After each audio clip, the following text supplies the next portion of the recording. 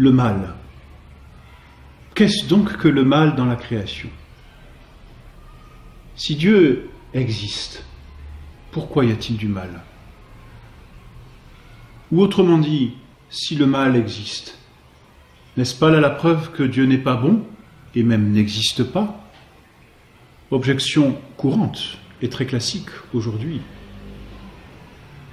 À juste titre, d'une certaine façon, car il existe entre Dieu, le bon Dieu, et le mal, une antinomie, une contradiction telle que les deux ne peuvent pas aller ensemble. Et ça, c'est vrai. Dieu et le mal ne peuvent pas cohabiter. Alors, on voudrait soutenir l'existence de Dieu ou l'existence du mal? Mystère. Qu'est-ce donc que le mal?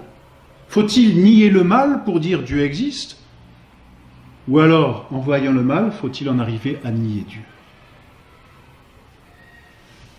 Eh bien, il faut accepter et l'un et l'autre.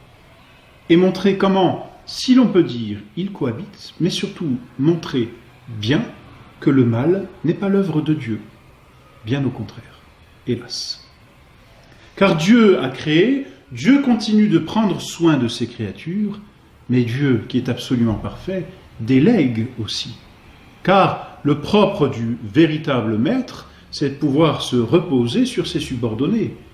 Et du reste, plus un maître est grand, plus il a de subordonnés sur lesquels il peut se reposer, tout en étant présent à eux.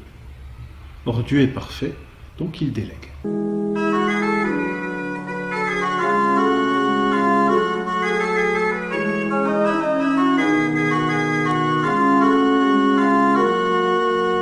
Alors qu'est-ce que le mal dans la création?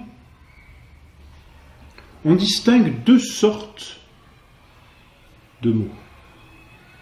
On distingue le mal que l'on appelle physique et l'on distingue le mal moral.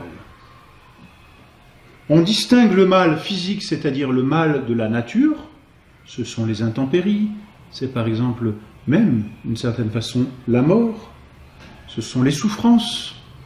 Donc ce sont des mots qui sont physiques, c'est-à-dire qui nous touchent parce que nous sommes corporels. Et l'on distingue le mal moral, qui est le mal par excellence, et que l'on appelle aussi le péché.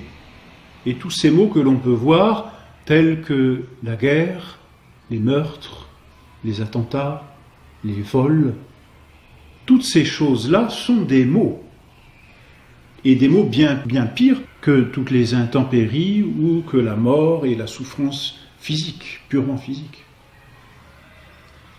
Il existe donc deux sortes de maux, et il faut comprendre d'abord que le mal physique appartient à la nature. Autrement dit, la nature telle que nous la côtoyons ne peut pas être la nature s'il n'y a pas ces maux présents. Par exemple, l'orage est une œuvre de la nature. Et ça n'est pas forcément une chose mauvaise.